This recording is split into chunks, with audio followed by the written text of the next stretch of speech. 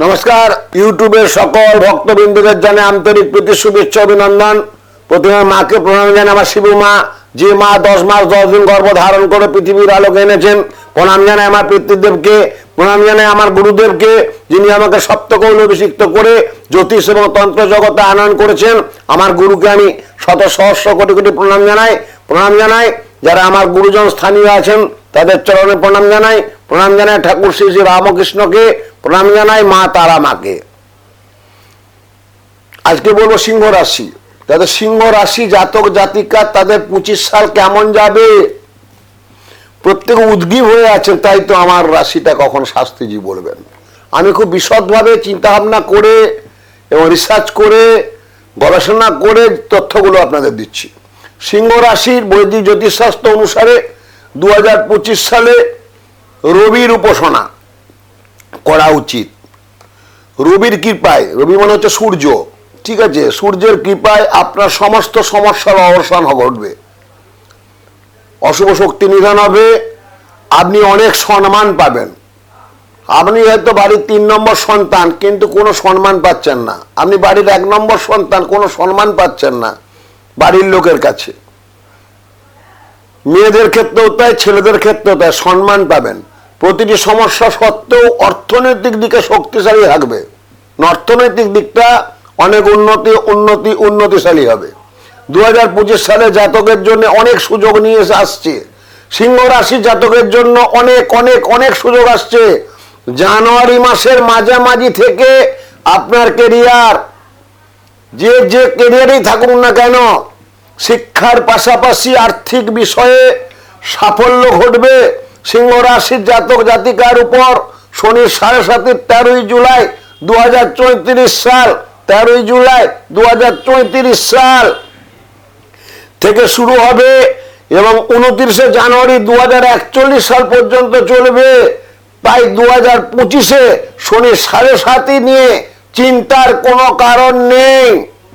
যে শনি গ্রহ নিয়ে ভাবছেন, তাই তো আমাদের বোধহয় শনির বিরাট একটা অশুভ শক্তি চলছে, যে শনির জন্য আমাদের সমস্ত কিছু তছনছ হয়ে যাচ্ছে। সিংহ রাশির ক্ষেত্রে চিন্তার কোনো কারণ নেই। 2025 সাল সিংহ রাশি জাতক জাতিকাদের কঠোর পরিশ্রমের মধ্য দিয়ে প্রচন্ড ফল দেবে আপনার। এবং ভ্রমণ পরিস্থিতি, যাদের ভ্রমণ নিয়ে চিন্তা ভাবনা করছেন, পরিস্থিতি অর্থ সংকট ভালো ছিল না, তাদের ক্ষেত্রে 2025 সালে ভ্রমণ যোগ ভীষণ ভালোভাবে রয়েছে।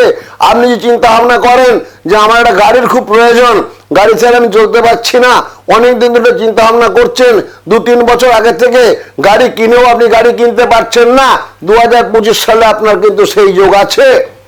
এবং যাদের বাড়ি ভূমি সম্পত্তি নিয়ে ভুগছেন, তাই তো ভাড়া বাড়িতে আছি, কোনো রকম আমার বাড়ি কিছু হচ্ছে না, তাদের ফ্ল্যাট হলেও কিন্তু 2025 সাল হবে। তবে একটু কথা বলি, কোনো কিছু হট করে তার মাধ্যমে ডিসিশন নেবেন না। একটু চিন্তা ভাবনা করে পরিস্থিতির অনুকূলে থাকলে তবে আপনি এগিয়ে যাবেন, নইলে কিন্তু সমস্যায় পড়তে পারেন।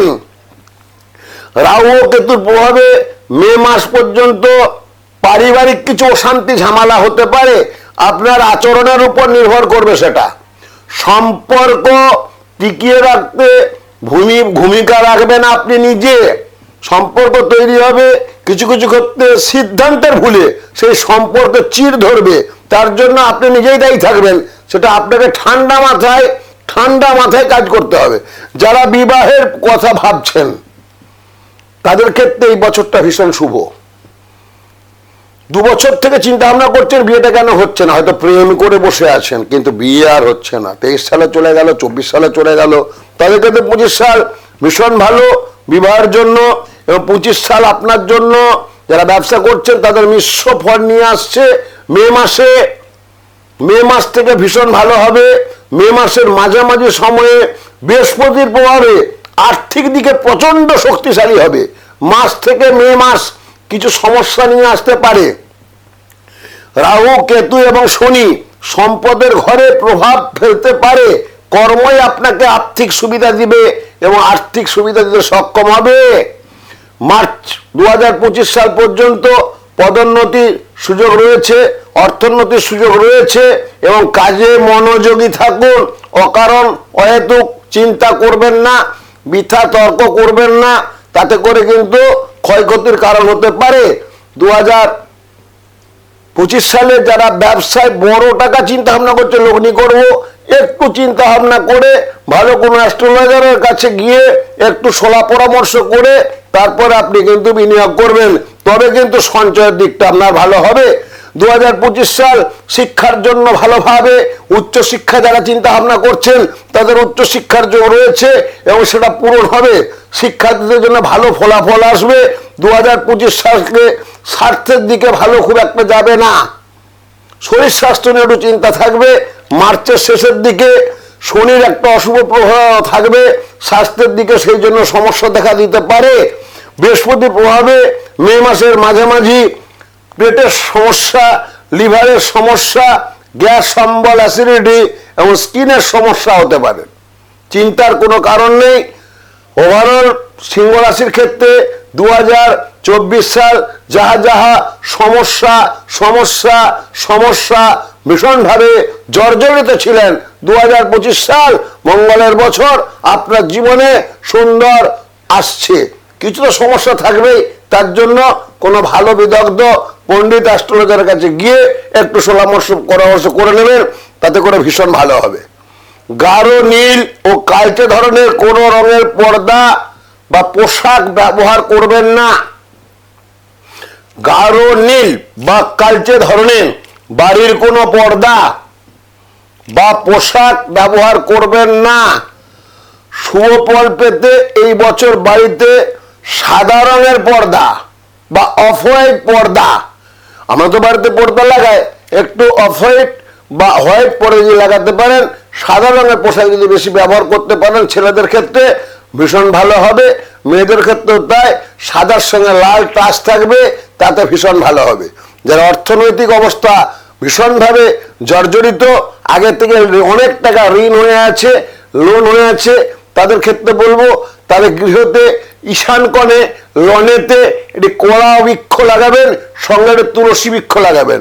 প্রতিদিন স্নান করে নম কৃষ্ণ বল্লভায় নমঃ, নম গোবিন্দায় নমঃ, নম রাধা বল্লভায় নমঃ তুলসী বৃক্ষে জল দেবেন।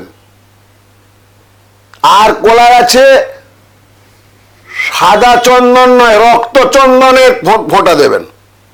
দুটি ধূপ জ্বালবেন আর এই মন্ত্রটা পাঠ করবেন, ওম পাশ্বক মালিকাম ভজন সন্নিভেজ্যমসম্ময়া প্রদ্যা সংস্থান দাচ্যস্যম তৈলক্ষ মাতরম গৌরবর্ণ সুরপঞ্চং সর্বলঙ্কার হুষদম রক্ষবদ্ধং ব্যাঘ্যকরাং বরদাং দক্ষিণে তো। আর যাদের বিশেষত কার্তিক মাসে জন্ম, রবি নিজস্ব, সূর্য হচ্ছে রবি, রবি আমাদের কি দেয়? মান সম্মান, যশ যোগাযোগ, আশা আলো, স্বপ্ন, লেনদেন, আদান প্রদান, সম্পর্ক, স্থিতি গতি ও মান সম্মানের স্বর্ণ শিখরে পৌঁছে দেয় কে? না রবি, সূর্য, বড় নক্ষত্র। তো যাদের রবি নিচস্থ আছে এবং যাদের রবি নিজ ভঙ্গ জপ করে বসে আছে এবং যাদের কার্তিক মাসে জন্ম, তাদের উদ্দেশ্যে বলবো প্রতি রবিবার ছোট্ট একটা কুশি নেবেন, সঙ্গে একটু আতর চাপ নেবেন, সঙ্গে একটা কাঁঠালি কোলা নেবেন, সঙ্গে একটা রক্ত পুষ্প নেবেন, দূর্বা নেবেন। পূর্ব দিকে দাঁড়িয়ে জবা কুসুম সংকাশম কাশ্যপ্রিয়াং মহাদ্রুতিং দন্তারিকং সর্বপাপগ্নং প্রণতস্মি দিবাকরম হি সূর্য সহস্রাংশ তেজোদাসি জগৎপথে অনুকম্পায় বাং ভক্তায় গৃহাঙ্গর্ঘং দিবাকরম এষোর্ঘং কর্মদায়িনী কর্মশাস্কিনী ওই সাংসেন সূর্যাওই নমঃ। যে সমস্ত দ্রব্যগুলি তুলসী বৃক্ষে দিয়ে কুশিটি তুলে নেবেন। প্রতি রবিবার অর্ঘ্য দেবেন আর প্রতিদিন স্নান করে পূর্ব দিকে দাঁড়িয়ে সূর্যের প্রণাম করবেন। সবার ভালো হোক, সবার মঙ্গল হোক, এই শুভ কামনা করি আদ্যাশক্তি মহামায়ার কাছে। ওম পূর্ণমাদাঃ পূর্ণমিদং পূর্ণাৎ পূর্ণমুদচ্যতে পূর্ণস্য পূর্ণমাদায় পূর্ণমেবাবশিষ্যতে। হরি ওম শান্তি, হরি ওম শান্তি, হরি ওম শান্তি।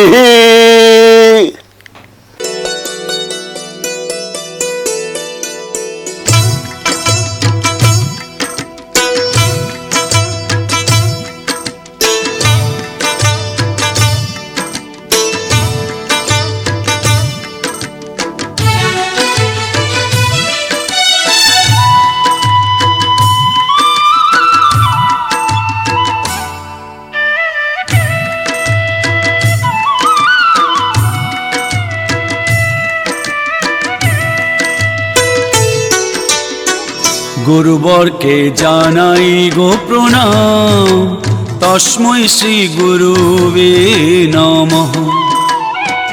গুরুবরকে জানাই গো প্রণাম, তস্मै শ্রী গুরুবে নমঃ। হবে স্বপ্ন সাকার, মিটে যাবে অন্ধকার, হবে স্বপ্ন সাকার, মিটে যাবে অন্ধকার।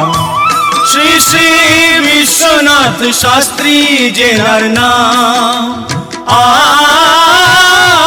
শ্রী শ্রী বিশ্বনাথ শাস্ত্রী জেনার নাম, তস্मै শ্রী গুরুবে নমঃ।